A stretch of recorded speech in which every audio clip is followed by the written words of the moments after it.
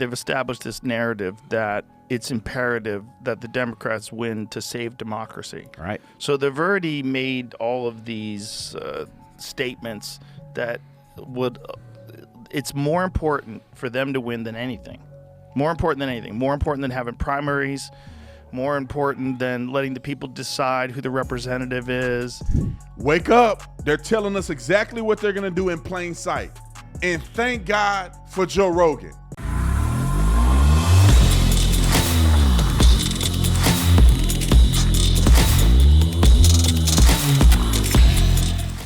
This video is brought to you by Tatumstore.com. Tatumstore.com. Y'all already know what to do. Let's get into this. Ladies and gentlemen, Kamala Harris and them be telling us exactly the crazy stuff that they plan to do, and some people are turning a blind eye to it.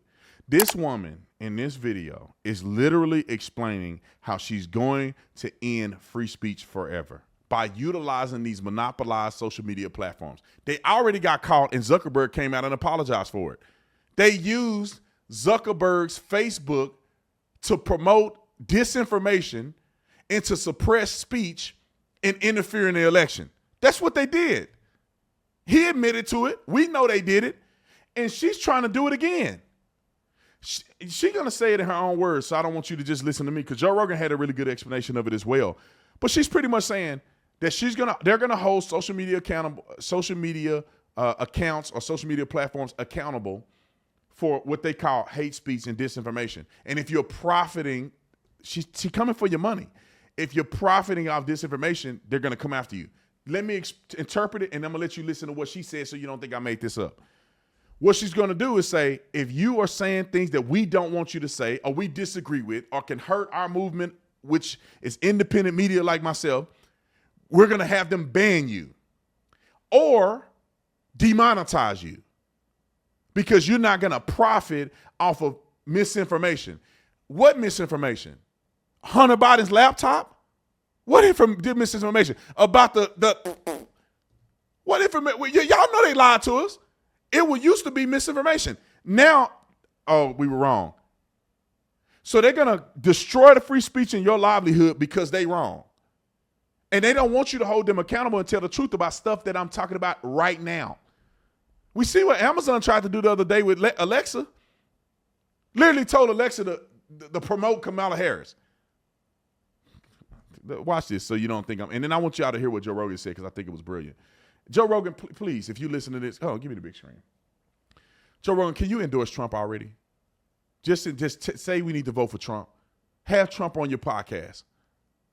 You follow me on social media. This is my appeal to you. Joe Rogan, have him on your podcast so that the world can hear him out, decide to like him or dislike him, because we need to win our country back. All right. And we'll put the Department of Justice of the United States back in the business of justice. Back in the business of interfering with private citizens, which is exactly what this country was founded to disavow. We will double the Civil Rights Division and direct law enforcement to counter this extremism. We will hold social media platforms accountable for the hate infiltrating their platforms because they have a responsibility to help fight against this threat to our democracy.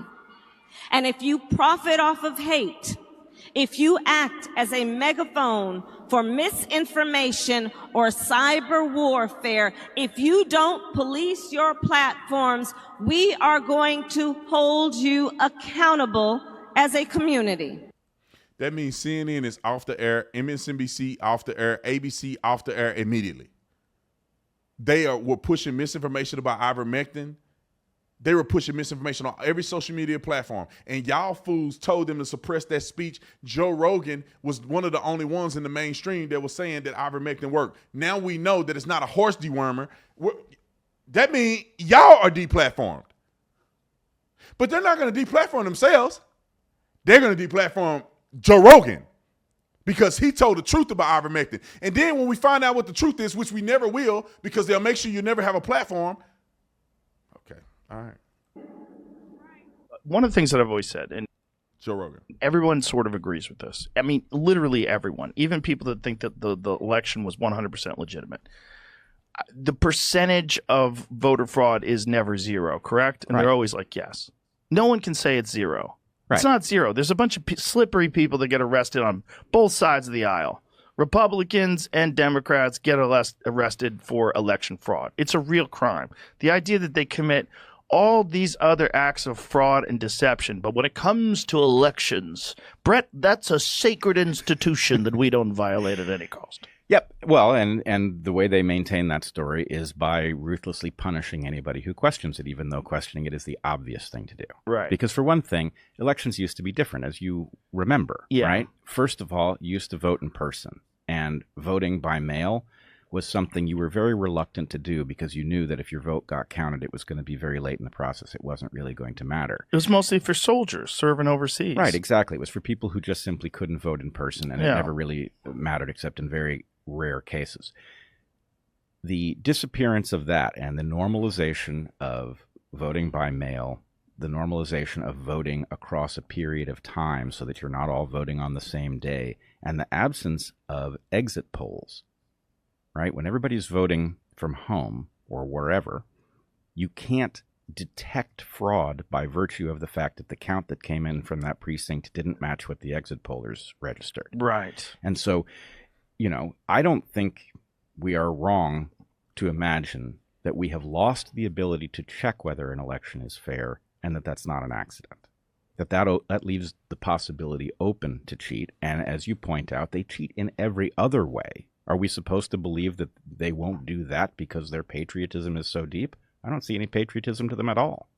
Well, not only that, they've established this narrative that it's imperative that the Democrats win to save democracy. Right. So they've already made all of these statements that it's more important for them to win than anything. More important than anything. More important than having primaries. More important than letting the people decide who the representative is. More important than having like live actual conversations, interviews that aren't edited on CNN. Instead, they have a 40-plus minute one that's edited down to 18 minutes. Like, what? Well, and we just went through this with them over COVID.